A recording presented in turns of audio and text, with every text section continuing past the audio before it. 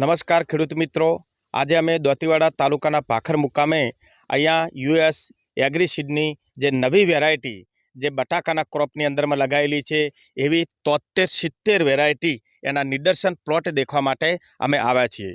મિત્રો, આજે આ 73-70 વેરાયટી એ સ્પેશિયલ બટાકા માટેની વેરાયટી છે। આજે પણ તમે જોઈ શકો છો, આજે 70-75 દિવસનો સમય થઈ ગયો છે, હાર્વેસ્ટિંગનો સમય થઈ ગયો છે। આજે ડોંડું પણ એનું ભરાવદાર છે, એની હાઇટ પણ સારી છે, જે પવન અને વરસાદ સામે અડીખમ ઊભી રહેવાની તાકાતવાળી વેરાયટી આપણને યુએસ એગ્રીસીડ દ્વારા 73-70 વેરાયટી એ આવનાર સમયની અંદરમાં ટોપ લેવલે ચાલશે એવું ચોક્કસ કહી શકાય છે।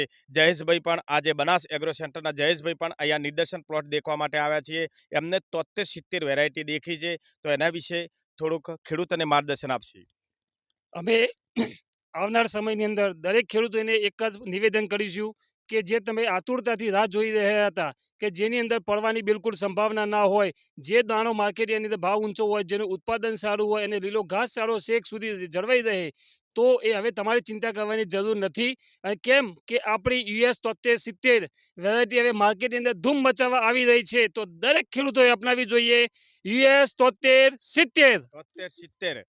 તો ચોક્કસ કહી શકાય છે કે 73-70 વેરાયટી એમાં બહુ સારી બાબતો જોવા મળી છે। એક કે પવન અને વરસાદ સામે અડીખમ ઊભી રહેશે, બટાકાના ક્રોપની અંદરમાં એનું વાવેતર કરી શકાય। નવીન હાઇબ્રિડ 73-70 વેરાયટી એ ગ્રીન દાણો આવે છે, જેના બજાર ભાવો પણ સારા મળે છે। એટલે આવનાર સમયની અંદરમાં જયેશભાઈ યુએસ એગ્રીસીડનું 73-70 બટાકાની અંદરમાં ટોપ લેવલે ચાલશે એવું ચોક્કસ કહી શકાય।